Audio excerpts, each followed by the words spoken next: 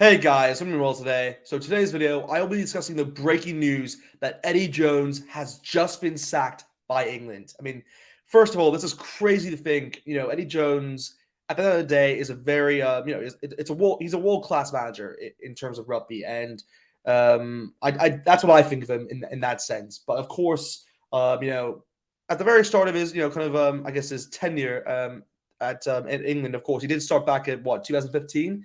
So he's lasted within this job what 7 years now. So in that aspect, I'd say that's pretty impressive actually, because within any professional coaching role and obviously head coach role, I mean that's to have a job for that long. It shows that he was very consistent in the sense of his role. But at the end of the day, that consistency is obviously what lost him the job. I mean, look, he does have the highest win record actually of any England coach, actually with 73%, and that's even more than Sir Clive Woodward. But yeah, like I was saying, that consistency is what kind of led him towards, I guess, getting the sack, today. And it's one of those where, I mean, this can definitely go by, the recent automations results that we saw. He only won 1 out of 4 of those games, and look, the one against Japan is probably the one you're expected to win, but again, to lose to Argentina at Twickenham, I mean, to lose, the draw against the All Blacks, but I guess come back in fashion, which was okay for him, for England at the time, but then to, I guess, get the killer blow, to say the least, against that Springbok team was just, that was the really the nail in the coffin, in my opinion, and it was one of those where, when you look back at Eddie Jones, like, I always think of him as like kind of I know this might be a weird comparison for people who don't know football, but I always think of Eddie Jones as like kind of like the Jose Mourinho of like kind of like rugby, in the sense like where he has he's a very good stint early on, I'd say, with England. That's what he kind of had, but then as the years go afterwards, the years go on essentially, and he kind of gets more repetitive and sticks to his same, I guess, philosophy, which isn't a bad thing, by the way, but you also have to adapt at the same time.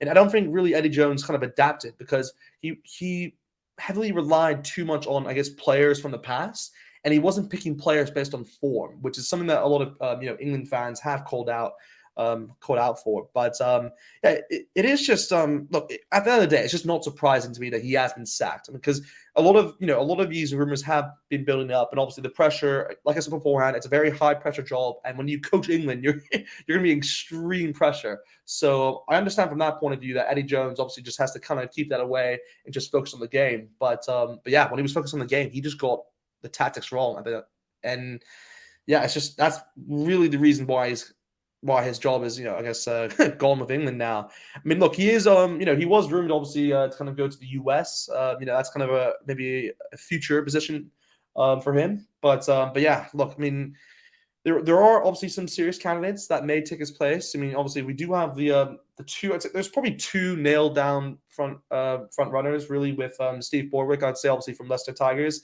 And then you do have the interesting one, kind of the wild cards at least, with Scott Robinson, obviously from the Crusaders, and he's definitely someone who I would pick, just because he's even stated within an interview with Jim Hamilton that he would love to win a World Cup, but with two teams, one with New Zealand, so that his home country, and one with another. So I mean, look, he has that ambition, and he said that clearly. So I look. I'm not saying that.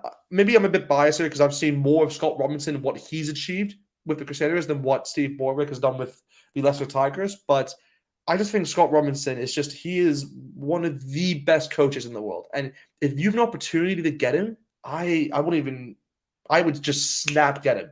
It's one of those where I think that the All Blacks really missed out in getting Scott Robinson. I mean, because there was an opportunity, obviously, back when the All Blacks were just kind of getting into a bit of edgy forms at least, and kind of getting a win-loss ratio, which wasn't good in the sense, because they're going to win and the loss and the win and the loss, and that's not what the All Blacks are known for. They're known for dominance within the game of rugby. So obviously there was a lot of questions in terms of that position, and obviously Scott Robinson was mentioned in that regard. But in terms of this one, I think he would suit it perfectly, in my opinion, because I think he can bring a new style of rugby towards his England side, and they can really build on I guess the strengths which they have already, which is obviously their set pieces.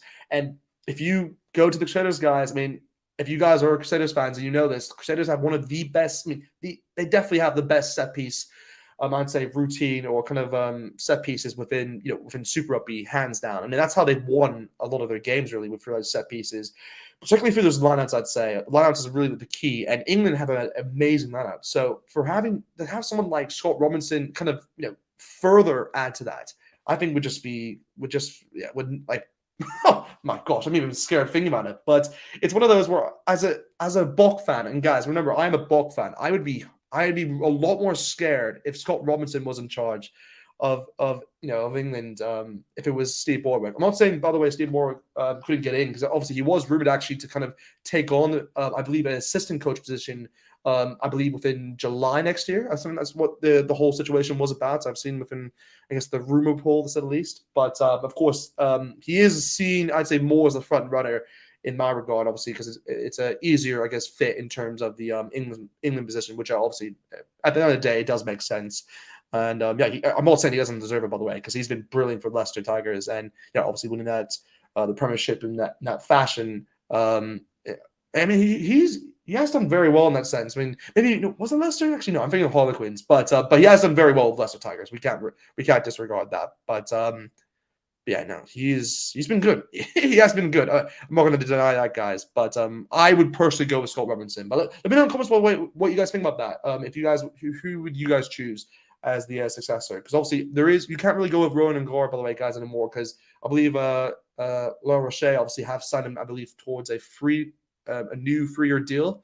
So that kind of gets him out of the running in terms of that England position. But yeah, no, it's just crazy to think EddieJones is gone. I mean, I expect that he'll probably go back to Japan, maybe do a coaching role there. Maybe that's what I would assume, and then maybe kind of get back into the international game. Maybe for the US, is the team that's obviously been alluded to, or maybe even Australia. You never know. But I think Australia's done pretty well with Dave Rennie, though, so I wouldn't really kind of change that at the moment. But hey, yeah, EddieJones sacked from England today. It's it's crazy to think this. I haven't really fully digested this, guys, because it literally just happened. So it's just crazy to think. But yeah, anyway, look, guys, let me know in the comments what you guys think about this. I'm just as, I guess, mind blown, to say the least, but also not surprised at the same time. So yeah, let me know in the comments what you guys think about this. Do you think it was the correct decision for EddieJones to be sacked, or do you believe he should have stayed on, been in charge, obviously going into the World Cup? Because with the next I guess the successor to EddieJones, of course, will have to take over from the Six Nations, and obviously last year's Six Nations, they came third behind Ireland and France. So they'll definitely want to improve on that, to say the least. And yeah, I mean, it's going to be tough, because even Wales obviously recently have signed I guess Warren Gatland back, which is kind of no, again, it's one of those moves where it doesn't seem as a shock for some reason, because he's kind of returning towards the helm there. But yeah, Pivac out, which is, yeah, that makes a lot of sense in my opinion. Of course, he did win the Six Nations of them, but yeah, he's just been, his record for Wales has just not been good. I mean, I think they lost every game within the Odd Nations, if I'm not mistaken. Even lost to Georgia, which was a massive blow towards Wales as well. So yeah, I think that's the right move in that regard. But it just shows you kind of the changes that are happening really before this World Cup, and they're trying to get these done early, of course, because they want to have a bit of momentum, obviously, going into it. And particularly for Wales and England, they're in a good position in terms of that World Cup as well, because they are obviously not going to be. They're not to get to the final. They only have to face New Zealand, France, South Africa, I believe, or Ireland. Really, one of those. Really, two, I'd say. Well, one of those four, really, when it comes towards the semifinals. So it's going to be really fascinating to see. I mean, it's an easier route, in my opinion, for England and Wales. So in that sense, they should have a good way through. But there obviously will be a challenge for Wales. For Wales, obviously they have to go against Australia, and for England they have to go against Japan and Argentina. And Argentina, I mean, they look good against them. But I do believe that was. I mean, I do actually believe what EddieJones said. It's kind of more of a one-off game, and they'll be able to kind of counter that within the next one. But yeah, we'll have to wait and see if they can just do that without him. But anyway, we'll leave it there. Let me know in the comments what you guys think. Other than that, yeah, just thank you so much, guys. I won't be doing as many videos, guys, just at the moment, just to let you guys know, just because I am kind of in the season of getting assignments done as a master student.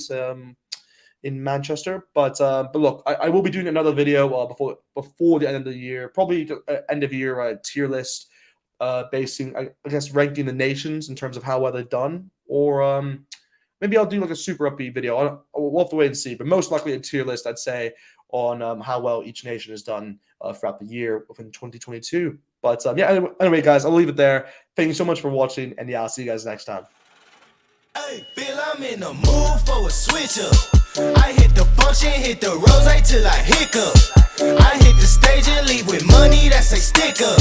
She picture perfect, so I told him I'm a flick up.